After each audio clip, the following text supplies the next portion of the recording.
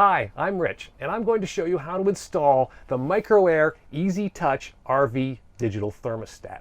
It's a great upgrade to the Dometic thermostat that came with your Airstream, and it's very easy to install. You only need a few basic tools and about 15 minutes to do the job. Let's get started. The tools you'll need will include some basic screwdrivers, a Phillips screwdriver and a straight screwdriver. You'll need a piece of tape, and I'll explain why later. You'll need a drill bit. I used a 7/64 drill bit. And of course, you're going to need cordless drill. You may also want to have a level. We'll talk about that a little bit later.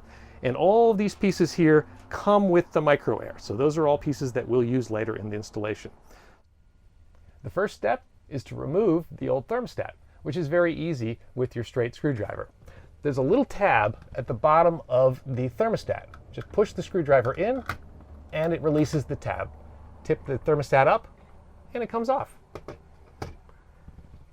Next, you want to remove the telephone cable cord that's attached to the back. And just like any other telephone cord, you just squeeze the tab and pull out the cord.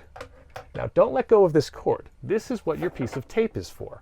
You're going to want to tape it to the wall just so it doesn't disappear back into the wall and get away from you. Now we're going to remove the base plate, and that's easy to do with your Phillips screwdriver. There's just 4 screws to remove.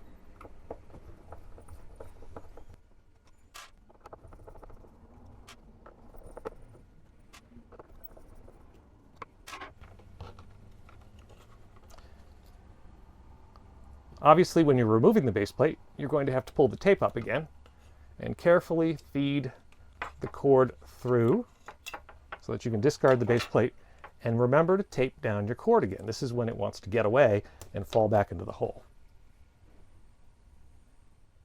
When you mount your thermostat, you're going to want it to cover this large hole that was left by the old thermostat. So you're going to want to have it right on the center of that hole. Now, Micro-Air makes it easy by giving you this little black plastic template. It's to help you find out where you need to drill holes for the 2 screws that mount this thing. You're going to take this template and mount it directly across the center of the existing hole, as even as you possibly can. I've got my template just about where I want it to be. So I've put my drill bit through one of the holes, so I know where I'm going to drill, and I'm going to very carefully drill a nice straight hole. There we go. Now that I've drilled one of the holes, I'm going to go ahead and screw the template into place on one side.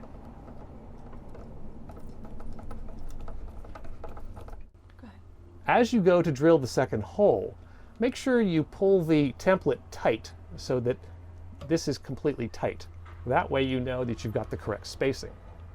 Once you're satisfied with your placement, go ahead and drill the hole.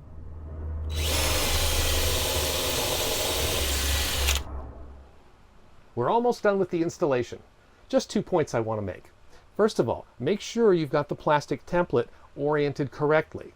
It should have the screws going through it as I'm showing you in this picture. That's important because the Micro-Air mounts on the plastic, not on the screws. Second point, put the screws in all the way and then break away this plastic tab. It's right here. It has to be removed or the Micro-Air won't mount. You just snap it off with your fingers. Now we're ready to install the final step. I'm going to pull off our tape, which we don't need anymore, plug it in, and hang the thermostat on the screws and slide it down to lock it in place. At this point, your Micro-Air thermostat is ready to use. There's no additional setup. There are some advanced features using Wi-Fi and Bluetooth which will allow you to access it remotely, but those aren't needed. Your air conditioner and furnace and everything else will auto-configure and it's ready to go out of the box.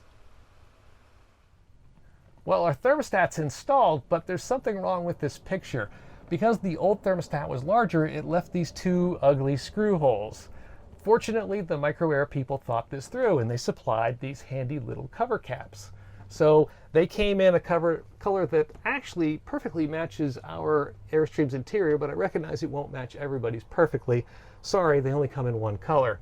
However, a cap, even if it's the slightly wrong color, is still a lot better than leaving a hole, in my opinion.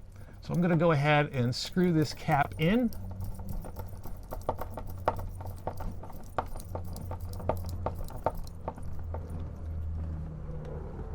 And snap it shut. There we go. Now instead of a hole, we have a button. That's it. It's an easy installation, all done, and it looks great.